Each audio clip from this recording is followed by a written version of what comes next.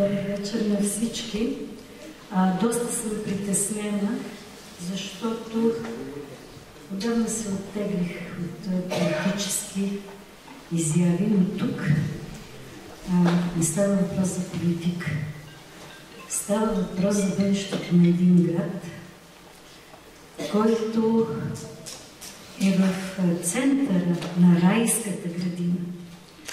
Вие наистина имате невероятен град. Това е комплимент. Присъствах на празника на миньора. Освен, че се любовах на хилядите, защото те бяха над 3000, бивши и сегашни работници, се любовах на природата и си мислех, че ние малко използваме прекрасната си природа за туризъм. И как да направим туризъм, когато имаме толкова неща да правим? И ето Влади иска да прави туризъм. Най-напред иска да направи пречиствателна станция, защото туристите, когато дойдат тук, трябва да пият тази прекрасна наша вода. И имайте предвид, че в момента водата става огромен проблем в целия свет. Но по-голям проблем е една рецесия, която както и да искат да я прикрият, тя вече пълзи. И това, тя ще дойде при нас. Но това, че Влади е поставил като цел пред себе си запазването на работните места, това е огромна привилегия за нас. Моята майка е от Лом. Аз познавам северо-западна България. Познавам невероятната бедност в годините след Втората световна война. Познавам възхода. И отново стигаме до невероятната бедност. Няма работа. Няма работни места. Така че аз нямам какво да агитирам. Достатъчно е само да си представите какво значи едно семейство, което няма работа. То няма бъдеще. То е обречено. Дори само заради това, което той иска. Освен всичко, което имате. И това прекрасно читалище, в което много пъти сме играли. И наистина това, което се строи, това, което е създадено, това, което ще бъде. Сега в тази предизборна кампания, от време на време, като пусна телевизора, чувам само ще. Това не е човек, който идва от нищото. Това е човек, който е тръгнал по стълбицата и върви нагоре. Като общински съветник, като човек, който ръководи много хора.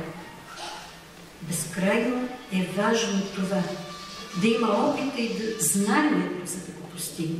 Силно ме впечатлиха вашите кандидати, защото виждаш възрастта, натрупания опит, мъдростта и до нея застава младостта със своята енергия, силни желания.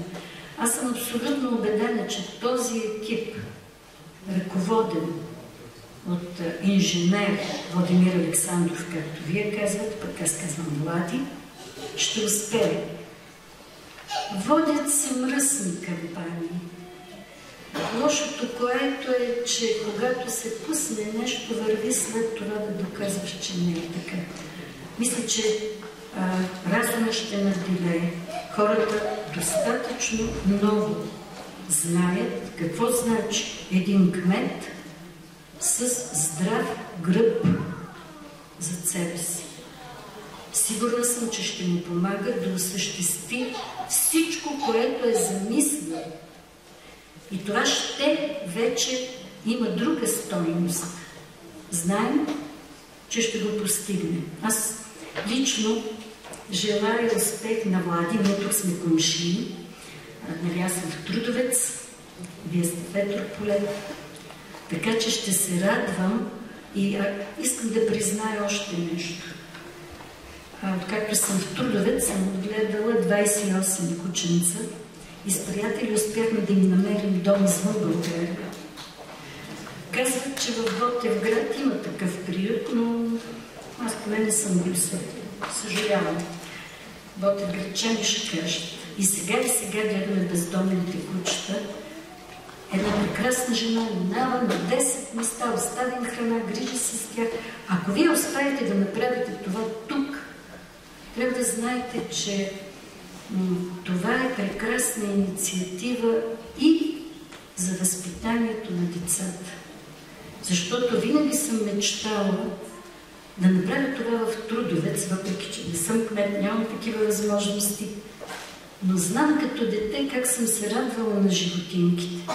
И знам колко животинките помагат на децата да израснат добри, да имат наистина тези чувства, които би трябвало да се провождат в развитие всеки човек.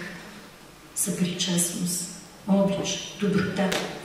Ето това е, а пък когато направите и лифта, като студентка карах ски, прибивах се, няма да дойда за ски, вече не съм студент, но вие наистина можете да развиете туризма. Искам да ви пожелая успех, много говорих, искрено се надявам да бъдат избрани.